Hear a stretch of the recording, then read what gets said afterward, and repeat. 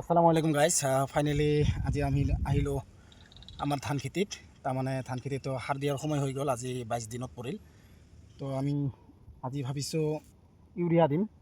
তো ইউৰিয়াৰ দামটো বহুত বেছিকৈ ল'ল, বা আপোনালোকৰ এলেকাত বা কেনেকুৱা ধৰণৰ ল'ল। আমাৰ ইয়াতে 50 কেজি 500 টকা ল'ল। তো এভাৰেজত কেজি পৰিলে 11 টকা 11 পইচা এনেকুৱা ধৰণৰ পৰিছে। যোৱা বছৰ আমি 330 টাকা লৈছোঁ, 330 টাকা বস্তা লৈছিলোঁ, কিন্তু এইবাৰ ইমান দাম কিয় বাঢ়িল বা নাজানো। তো মই আপোনালোকক দেখাই আছোঁ যে মোৰ ধান খেতি কেনেকুৱা হৈছে। আমাৰ ধান খেতি বৰ সেনেকুৱা ধৰণৰ হৈছে। আৰু সাৰটো এই সাৰ আনিছোঁ, 1 বস্তা আনিছোঁ, 2টা ভাগত ভাগ কৰিছোঁ। গোটেই পথাৰতে সুন্দৰ সেউজীয়া ধৰণৰ পৰিৱেশ বা সেউজীয়া হৈ গৈছে। আজি পথাৰত সিমান মানুহ নাই, ধান খেতিটো পানী নোহোৱা হৈ গৈছে, কেইদিনৰ পৰা পানী নাই সেইকাৰণে। তো এটা কথা হ'ল কি, পৰিস্থিতি যিয়ে নহওক ধান খেতি কৰিবই লাগিব, বা খেতিটো কৰিবই লাগিব।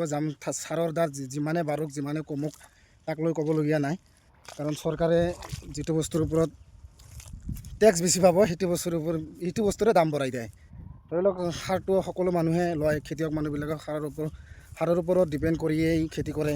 মাটি আচলতে ইউৰিয়া সাৰ খেতিত দিলে মানে খেতিটোৱে বেয়া হয়। কিছুমান খেতি আছে ইউৰিয়া সাৰ নিদিলেও নহয়, যেনেকুৱা ধৰণৰ ধান খেতি আৰু এনেকুৱা ধৰণৰ বহুত খেতি আছে। সেইটো ডুবাতে বাৰু বহুত পানী আছে, কিন্তু কঠিয়া পেলাই কিছু মানে মৰি গৈছে। মানে বানপানী হৈছিল অলপ কেইদিনমান আগতে, মই আপোনালোকক ভিডিঅ' দিছিলোঁ।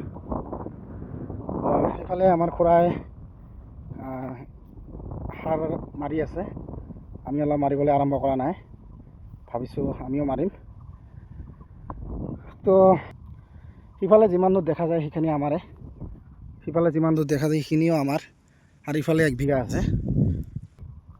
নেক্সটত আৰু মাজে মাজে অলপ ঘাঁহ হৈছে, ঘাঁহৰ কাৰণে স্প্ৰে দিব লাগিব, ঘাঁহ মৰা দিব লাগিব, বন মৰাটো।